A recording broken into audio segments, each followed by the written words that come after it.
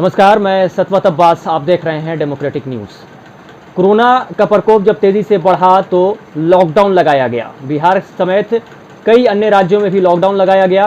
बिहार में अभी लॉकडाउन की जो अवधि थी उसको फिर बढ़ा दिया गया है 7 दिन के लिए, यानी 8 जून तक लॉकडाउन रहेगा। लेकिन अब जो कोरोना है वो शहरों से गांव की तरफ बढ़ता जा रहा है और गांव में इसका प्रकोप अब तेज़ी से बढ़ा भी है और लोग इसके संक्रमण का शिकार होते जा रहे हैं। तो इसकी तरफ कदम उठाना अब ज़्यादा ज़रूरी है। गांव में सख्ती के साथ साथ जागरूकता फैलाना भी ज़रूरी है। और आज जो खबरें आई हैं डीएमसीएच दरभंगा से जो खबर निकली है, वहां 4 बच्चे की मौत हो गई है, जिसमें एक बच्चा कोरोना पॉजिटिव पाया गया था। तो कहीं ना कहीं तीसरे लहर की जो बात डॉक्टरों द्वारा की जा रही थी कि तीसरी लहर में सबसे ज़्यादा खतरा बच्चों को होगा, तो वो कहीं ना कहीं होता प्रतीत हो रहा है। और एक बच्चे की आज कोरोना से मौत भी हुई है।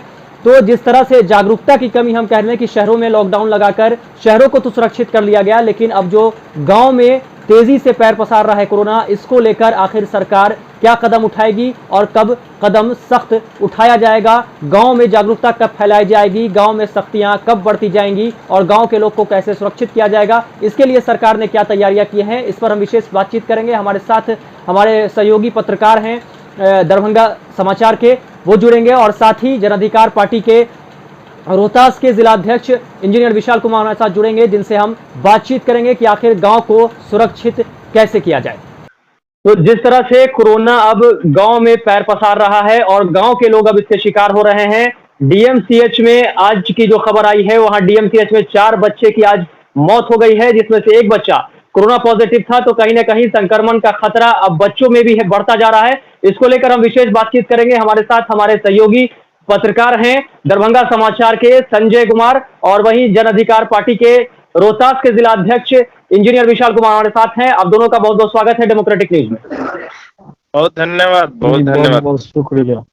संजय जी, सबसे पहले आपके पास आएंगे। ग्राउंड पे आप लगातार गांव की खबरें दिखा रहे हैं, गांव गांव घूम रहे हैं, हालात बद से बदतर होता जा रहा है। जिस तरह से तस्वीरें निकलकर सामने आ रही हैं, गांव में जागरूक और लगातार अब गांव की तरफ कोरोना पैर पसार रहा है। आज की हालात या आप जो लगातार वहां पर जाकर कवर कर रहे हैं खबरों को, क्या हालात हैं गांव के? देखिए अभी जो गांव में हालात है डरे हुए। अगर मैं विशाल जी संजय जी बोलेंगे। हाँ हाँ संजय जी। अब्बास जी, अगर मैं आपको बता दूं तो आज से ठीक 1 या 1.5 महीने पहले की बात है। मैं दरभंगा और मधुबनी के बॉर्डर के पास एक पंचायत घनश्याम ठाकुर जी वहां के मुखिया है। मैं वहां अपने दोस्त को फोन किया था पिंडारुस में, क्योंकि वहां से नजदीक था पिंडारुस। तो जब मैं फोन किया तो मैं चौंक गया कि वो उसके मम्मी पापा अपने गांव में नहीं है। पिंडारुस गांव में तकरीबन उस समय एक ही परिवार के 4 व्यक्ति मौत हो गए और 4 आदमी को कोरोना पॉजिटिव था। उसने मना किया कि भाई मित्र आप मत आइए। मैं भी चौंक गया, क्योंकि गांव की खबर एक भी रिपोर्ट नहीं थी हमारे पास। हमारे कई चीज को और बात हम रिपोर्टरों की तो बात करें, सरकार को उनकी जो बॉडीज है उनकी बॉडीज को पता था कि गांव में है, लेकिन गांव में अभी भी लोग खुल करके नहीं आते। क्यों?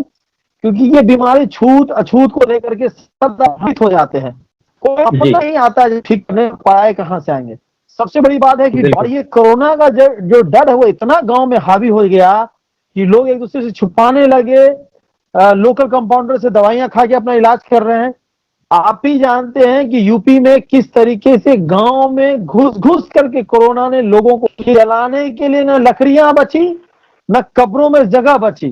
तो गंगा के किनारे जंगलों में इसे गाड़ दिया जाता है, नदियों पोखरों में फेंक दिया जाता है। एक चीज है कि लॉकडाउन ने जो हमारी वर्तमान सरकार नीतीश जी ने, उन्होंने बहुत आनंद फानन में, लेकिन हाँ मानना पड़ेगा इसमें बिहार जनता उच्च न्यायालय का बहुत बहुत धन्यवाद करती है। मैंने बहुत उसकी की, सही टाइम पे आप लॉकडाउन लगा दिया, सही टाइम पे डिसीजन लिया गया और गांव में कोरोना के फैलने से रोका गया। ऐसा नहीं है कि फैला नहीं है, फैला है, लेकिन उस तरीके से नहीं फैला जिस तरीके से यूपी में फैला। यहाँ पे भी अभी मौतें हो रही हैं, गांव में भी हो रही है। जैसे कमतौल हमने यहाँ पता किया, जहाँ पे माननीय तेजस्वी यादव जी विधायक है, उसी पंचायत में 12 तारीख से 12 तारीख पे युद्ध स्तर पे होना चाहिए। पूरी दुनिया जहाँ तीसरी लहर की बात करें, हम लोग अभी दूसरी लहर से टक रहे हैं। तीसरी लहर का तो हम लोग इंतजार कर रहे हैं, वो आएगी तो कितनी भयानक होगी, कितना समय देगी, इसकी कोई गारंटी नहीं है। इसलिए जितने लोग हैं आपके चैनल के माध्यम से देख रहे हैं, मैं उन्हीं को कहूंगा सरकार की बातों पर जरूर भरोसा करें, साथ में साथ खुद से भी अपना जिम्मेदारी बरते, क्योंकि कोरोना काल में सोशल डिस्टेंसिंग मास्क करना बहुत ही लाजमी है, बहुत ही लाजमी है। अपने परिवार को सुरक्षित विशाल रखना भाई, बहुत ही विशाल भाई, जन अधिकार पार्टी सेवा दल जिस तरह से लगातार लोगों की सेवा कर रहा है, गांव-गांव जाकर वहां की खबरें दिखाई जा रही है, वहां की स्वास्थ्य व्यवस्था जो लचर हो चुकी है उसको दिखाया जा रहा है। गांव से आपके पास जो खबरें आ रही हैं वो क्या बता रही हैं? क्या भयानक स्थिति है या स्थिति सामान्य है? चलने वाले और जन अधिकार पार्टी के तमाम कार्यकर्ता, वो सभी लोगों का एक कमिटमेंट होता है कि सेवा करना है, सब करना है। राजनीति में क्या होगा, क्या इसको वोट देगा, कौन चुनाव लड़ेगा, नहीं। लेकिन नेताजी एक एक आदमी को फोन करके और कहते हैं जरूरत कीजिए, अभी घर में बैठने का वक्त नहीं है, अभी लोगों की जान बचाने का वक्त है, अभी आपको खुद को साबित करने का वक्त है। तो एक एक कार्यकर्ता को बुशअप करते हैं और लोगों को खुद बचाते हैं, लोगों को बचाने के पहल को कोशिश करते हैं। वही बात हर गांव में जा रहा है, लोग मदद हो सकती है और जो जनसंख्या है उसको रहने का कर रहे हैं। गाँव का जो मूल सवाल है ये जो झूठा छाप डॉक्टर है, वही आज के दौर में किए हुए और बोला डॉक्टर जो है कोरोना टेस्ट नहीं लिख रहे, वो खा लो, पैरासिटामोल खा लो, ये खा लो, पानी चढ़वा लो, ऐसे चल रहा है। नहीं रहा है और आम पब्लिक भी से करने से पहले कर रही है। इलाज की जरूरत है, लेकिन टेस्ट से लोग बड़े पैमाने पे भाग रहे हैं।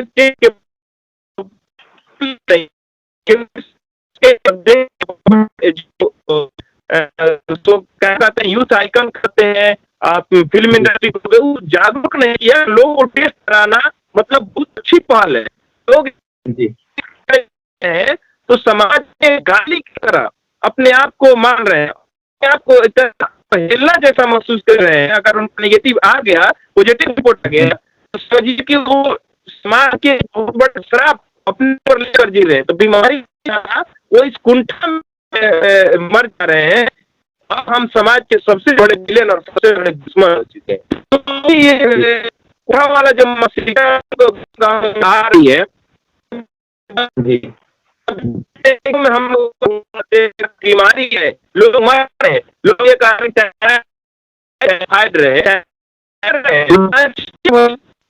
बहुत लोग को बीमारी था, पहले तो शुगर था, हार्ट पेशेंट थे, लेकिन कोई टेस्ट नहीं, बिना टेस्ट पे होता क्या है कि बड़ी संख्या में इलाज के लिए बड़े बड़े हॉस्पिटल में लोग जाते रहे थे। जिसको हार्ट का पेशेंट था, कोई आंख के पेशेंट था, कोई किडनी के, पथरी के, बीमारी तो ज्यादा में वो हॉस्पिटल जाना बंद कर दिए, तो रेगुलर चेकअप जाने बंद कर दिए। तो स्वाभाविक है कि एक सर्टेन ड्यूरेशन के बाद वो बीमारी जो चेकअप कराने के लिए था वो हावी होगी, और वो हावी हो रहा है। और लोग कि कोरोना खत्म हो जाएगा, नहीं हो पाएगा तो हम पढ़ना जाएंगे, बनारस जाएंगे और अपना इलाज कराएंगे। लेकिन हालत ये है कि वो बीमारी हावी हो जा रही है और जांच के लिए लोग हल नहीं कर पा रहे हैं। पहले इतना डरा हुआ समाज है। जी संजय भाई, आपके पास आएंगे, बहुत अच्छी बात है इसको। जी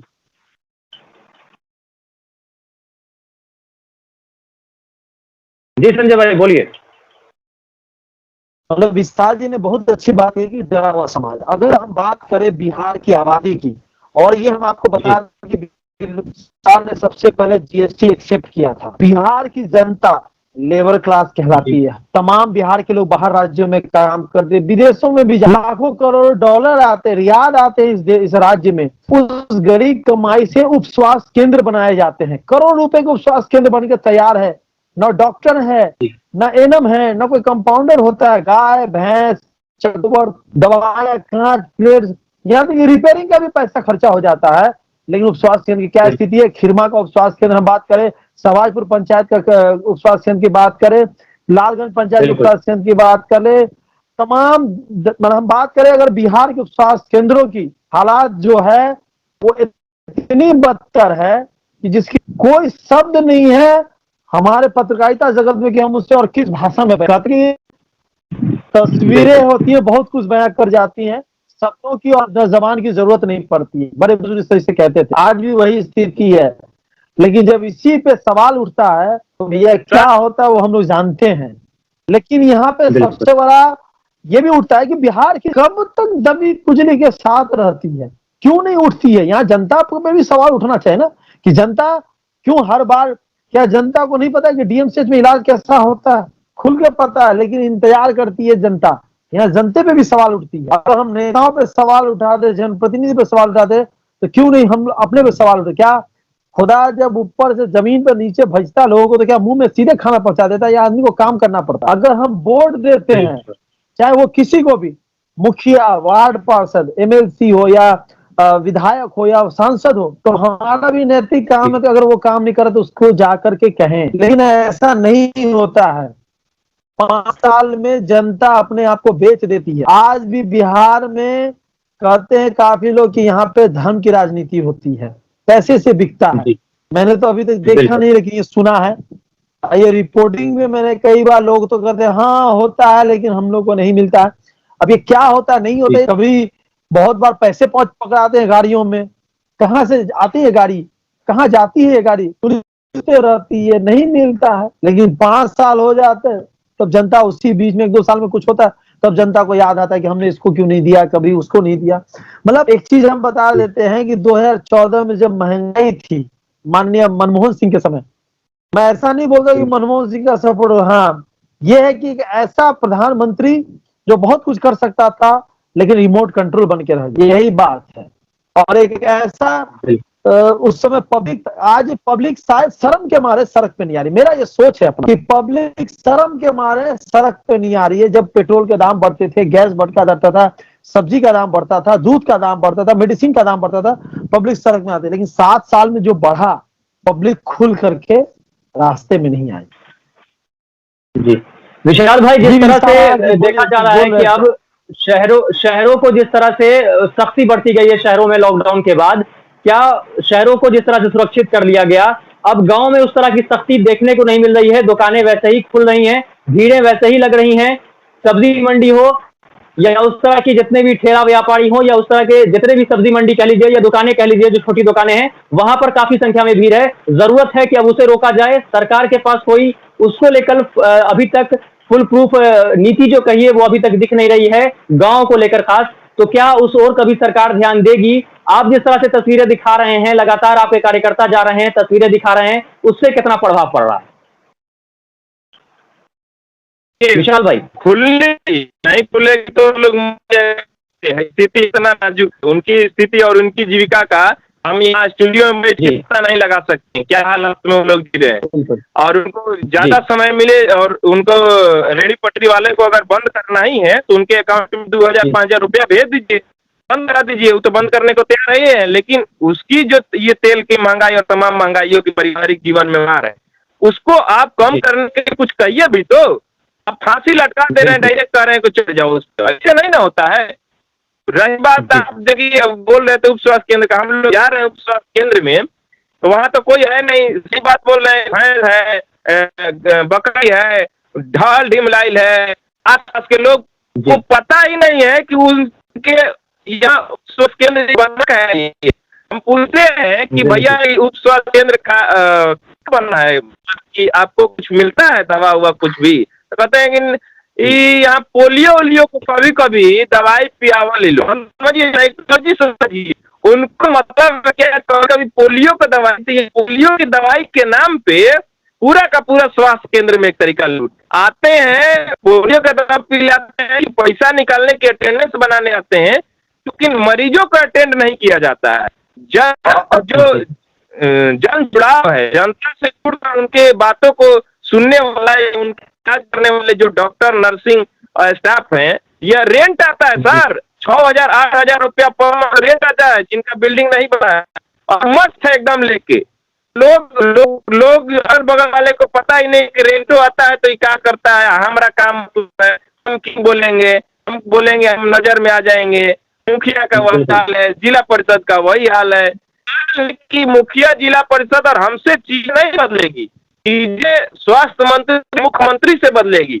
अगर वहां से एक चाबी दे दिया जाता है भैया वो शराब इलीगल हो गया तो तुम पियो, जहाँ पियो इलीगल है और रोड पर चौराहा पर आए तो पुलिस टांग के लिए 3 महीना बाद जेल से आओगे। तो ये जो चाबी है वो सत्ता से हटाता है और आम बदलाव दिखाता है। तो सत्ताधारी लोगों को चाहिए बहुत संजीदगी से उप स्वास्थ्य केंद्रों की बेहतरी के लिए काम करे।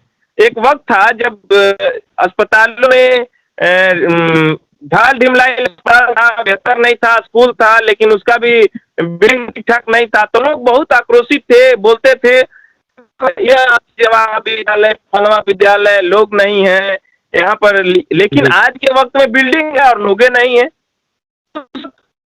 आज में कोई ज्यादा अंतर नहीं, उस वक्त बिल्डिंग नहीं था, लोग अच्छे थे, और आज जो है कि बिल्डिंग है और लोग ही नहीं, तो बहुत अंतर नहीं कहेंगे। तो जिस यहीं पे विशाल बात करना चाहूंगा, सत्ता में बैठे हैं, ये खुद जंगल राज 2 चल रहा है जी। अब्बास जी मैं एक बात करना चाहूंगा, यहीं पे इन्होंने बात कही है करोड़ों का बिल्डिंग बना हुआ लिखा हुआ रहता है बजट पे, लेकिन हमें हमें ये दिखता हमें ये दिखता नहीं है। अगर आप ग्राउंड पे जा करके किसी इंजीनियर को ले जाइए आसपास हो कि क्या वाकई में ये करोड़ों की बिल्डिंग है जी। अगर आप बिल्डिंग का इंफ्रास्ट्रक्चर, ये करोड़ों का बिल्डिंग किसको कहता है? मतलब एक ही बात है कि ये मतलब सिंपल सा बात है भैया कि अगर आप करोड़ों की बिल्डिंग बना रहे हैं तो फैसिलिटी क्या है? क्या हम बिल्डिंग बना करके खाली भुता के लिए छोड़ दे रहे हैं, गोबर पोथने के लिए छोड़ रहे हैं, उसमें गाय का चारा रखेंगे, गाय भैंस को पालेंगे, किसी लिए खोल रहे हैं? मतलब बिहार के लोगों की पैसा जो कमा के लाते हैं कैसे ना करते हैं, बाहर में जाके गंदे नाला का सफाई करते हैं, गार्ड का काम करते हैं, रात दिन मजदूरी करते हैं, सऊदी जाते हैं, वो करोड़ों रुपए वहां से आता है टैक्स का पैसा। क्या ये करोड़ों अरबों रुपए यहाँ के विधायक सांसद अपना विकास करते आए हैं? बिहार का विकास तो बिहार की जनता करती है। आज का इतिहास नहीं, पूरे अगर आजादी के बाद का अगर इतिहास निकाले बिहार का, तो बिहार का विकास बिहार के लोगों ने किया है, शिक्षा हासिल करके, बाहर जाके काम करके, वो पैसा ला करके। बिहार के कोई विधायक, कोई सांसद या कोई सी सरकार ने 70 साल या 77 साल के इतिहास में किसी सरकार ने बिहार का विकास करने में कोई सहयोग नहीं किया। हकीकत ये है यहाँ की जनता खुद अपना विकास करती है, लेकिन वही है कि धर्म कहीं पे आता है तो विकास रुक जाता है। बिल्कुल विशाल भाई, जिस तरह से आपका सेवा दल लगातार लगा हुआ है, जन अधिकार पार्टी का सेवा दल लोगों को सहायता पहुंचा रहा है, खाने से लेकर जितनी सुविधाएं उनको चाहिए सारी सुविधाएं वहां दी जा रही है। कहीं ना कहीं गाँव की तस्वीरें जो लगातार आप दिखा रहे हैं वहां पे जागरूकता की भी कमी है, उसके लिए आपका सेवा दल क्या कर रहा है? क्योंकि जरूरी है अब गांव के लोगों को जागरूक करना, क्योंकि जागरूकता नहीं फैली और गांव में अगर महामारी ये फैल गई तो उसको रोक पाना काफी मुश्किल हो जाएगा। इसके लिए क्या कर रही है जन अधिकार पार्टी? मैं इसी में एक प्रश्न जोड़ता हूँ, सरकार जिस तरीके से या कोई भी हो, नहीं फैली नहीं, गांव में हमारी एक जगह मार निकल गई है, ये हो ही नहीं सकता है कि गांव में किसी गांव में कोरोना पेशेंट नहीं हो, ये हो ही नहीं सकता है। हम ऑन रिकॉर्ड कर रहे हैं, इतने बड़े पैमाने पे इस बार बुखार सर्दी से लोग ग्रसित हुए थे, लेकिन की तरह प्रसार करे कोरोना के महामारी को रोकने के लिए, टेस्टिंग के लिए पूरी, क्योंकि हमारे पास टेस्टिंग की किट होगी, हमें 1 साल का समय मिला था और हमें वैक्सीनेशन वार्ड वाइज होनी चाहिए, पंचायत वाइज होनी चाहिए। बिल्कुल।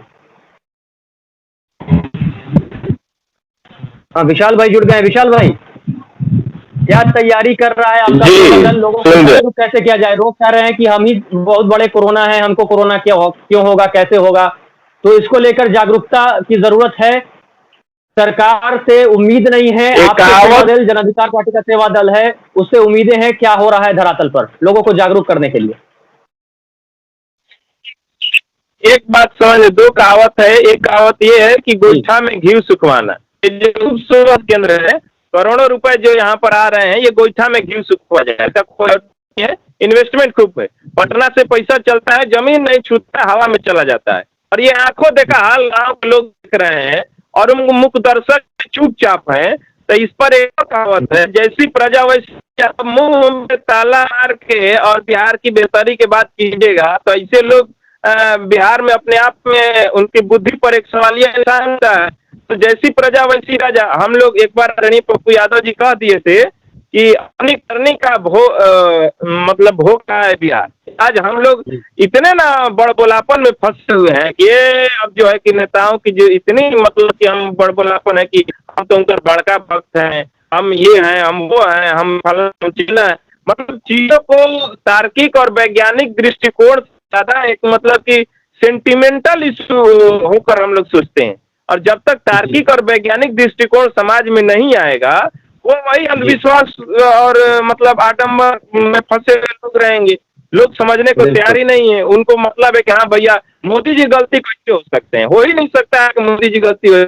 हम जानते हैं लालू जी गलती है तो लालू जी गलती है। वो एक साइकोलॉजिकल है, वो एक चैन बन चुका है, अब वो बदलने वाला नहीं है। बड़ा सलाह दे और उसका मतलब है क्या, विपक्ष है तो नहीं पहने मास्क, तो फलाना दिन का बहुत तरीके का लोग है। और सत्ता में बैठे लोग अगर ऐड देते बढ़िया बढ़िया कि हाँ भैया हम लोग को क्या, नीतीश जी तो एकदम गायब रहते हैं, बोलते ही नहीं है एकदम। मतलब कि समझिए कि एक चार दीवारी में बंद होकर और पूरा बिहार चलाना चाहते हैं। तो हम लोग का दुर्भाग्य है। बहुत हमको आश्चर्य लगता है कि ये जनसंपर्क नहीं करते हैं, जनता से मिलते नहीं है, की बातों को सुनते नहीं है, जनता दरबार नहीं लगाते हैं। कौन अधिकारी डरेगा जी? जनता को मार मार के भागते रहे ब्लॉकों से, जब कोई सुनने वाला नहीं होगा। ऊपर से रहता है कि मुख्यमंत्री से कंप्लेन कर देंगे, डीएम साहब सुनने लगते, तो कोई भी व्यक्ति डरता है। हाँ वीडियो डरेगा, सीओ डरेगा, थाना प्रभारी डरेगा कि आगे भी चल जाएगा ये आदमी। लेकिन ये आदमी चिंता कैसे थाना में आ गया है, अब आगे इसके जाने का क्षमता नहीं है। दम भाई इसका जो करना है करो। तो खूब चिरहरण होता है पदाधिकारियों द्वारा। और ये नाश का कारण ही जनता है, केवल और केवल हम सब हैं। हम लोग नेताओं को इतना ना मान मसल करके और सर पर बैठा दिए हैं कि इस कोरोना काल में एको विधायक नहीं जीता। अरे कितने सांसद का तो एम्बुलेंस नहीं है, एक भी एम्बुलेंस सांसद निधि से खरीदा हुआ नहीं, जो खरीदा है उसका टूटा पड़ा है। लेकिन ये यकीन मानिए कि अगली बार वो लोग फिर जीतेगा और ये कोई ताजुब की बात नहीं होगी। बिल्कुल इसी एम्बुलेंस पे बोलूंगा, ये दरभंगा के बेता थाना जो ओपी है उसी के बगल में तकरीबन 8 से 9 एम्बुलेंस रखे हुए हैं। हम जब वहां पे एक बार न्यूज बनाने गए थे, क्योंकि जिलाधिकारी के कहने के बाद कुछ एम्बुलेंस जो प्राइवेट एम्बुलेंस थे उसे लिया जा रहा था, उनको खर्च दिया जा रहा था, सब कुछ दिया जा रहा था। उन एम्बुलेंसों को बोला गया था कि आप अब सरकारी विभाग के तहत काम कीजिए, आपका जो खर्चा होगा वो मिलेगा। तो वहां पे कुछ एम्बुलेंस पहले थे, तो वहीं पे एक जो व्यक्ति थे डीएमसीएच शायद, उनसे हम पूछे थे कि ये एम्बुलेंस की रिपेयरिंग क्यों नहीं करा के, बोलता उन्होंने हमें बताया कि ये 8 साल से ऊपर हो गया। शायद कुछ ऐसा नियम है कि 8 साल पुराना एम्बुलेंस हो जाने पे उसको चलाया नहीं जाएगा। हो सकता है कि कुछ किलोमीटर हो जाता है चलने के बाद, उसका सरकारी का अपना कोई तरीका होगा।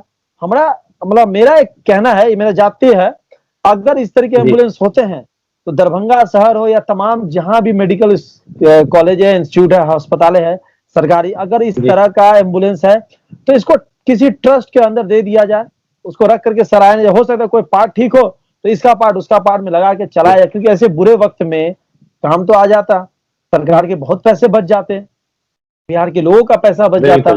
आज भी वही 8-9 एम्बुलेंस है, इसे 1.5 महीने से मैं जो देख रहा हूं कि आज भी वो बेता ओपी में पानी में तैर रहा है। तो बहुत बहुत धन्यवाद आपका विशाल, इंजीनियर विशाल कुमार हमारे साथ जुड़े थे, और हमारे सहयोगी मित्र हैं पत्रकार हैं संजय जी। दोनों का बहुत बहुत धन्यवाद डेमोक्रेटिक न्यूज के साथ बातचीत करने के लिए। आपका भी बहुत बहुत शुक्रिया अब्बास जी। तो जिस तरह से देखा आपने, हमारे साथ इंजीनियर विशाल कुमार और सहयोगी हमारे पत्रकार थे दरभंगा समाचार के, जिन्होंने बताया कि सरकार पूरी तरह से फेल हो चुकी है। धरातल पर जो चीज़ें होनी चाहिए थी, जिस तरह से पिछले साल कोरोना आया था और उसके बाद एक लंबा समय मिला था, शायद सरकार को तैयारियां पूरी कर लेनी चाहिए थी, लेकिन वो तैयारियां पूरी नहीं हुई है। शहरों को तो सुरक्षित कर लिया गया है, लेकिन अब गाँव में जिस तेजी से कोरोना पैर पसार रहा है, उसको लेकर अभी तक सरकार द्वारा कोई तैयारियां नहीं की गई हैं। बच्चों में भी संक्रमण हो रहा है और कहीं न कहीं से फैलने का खतरा अब है। तो एक तरफ स्वास्थ्य विभाग जो है वो पूरी तरह से फेलियर हो चुका है, चाहे एम्बुलेंस की बात कर लें, उप स्वास्थ्य केंद्र जो बनाए गए हैं उसकी बात कर लें, वहाँ अब मरीजों की जगह जानवरों को रखा जा रहा है, और वहाँ पर जहाँ मरीज होने चाहिए वहाँ अब जानवरों को पाला जा रहा है। तो कहीं ना कहीं एक बड़ा दुर्भाग्य बिहार के लिए है और बिहार वासियों के लिए है। और दूसरी तरफ जो है जागरूकता की भी कमी है, लोग जो हैं वो मानने को तैयार नहीं हैं और कोरोना की गाइडलाइन का पालन करने को तैयार नहीं है। इसके लिए आखिर सरकार कब सख्त कदम उठाएगी, कब लोगों को जागरूक किया जाएगा, ये भी एक बड़ा सवाल है। तो आखिर क्या होता है ये देखने वाली बात होगी, लेकिन कोरोना काल में ये साबित हो गया कि सरकार पूरी तरह से फेल हो चुकी है।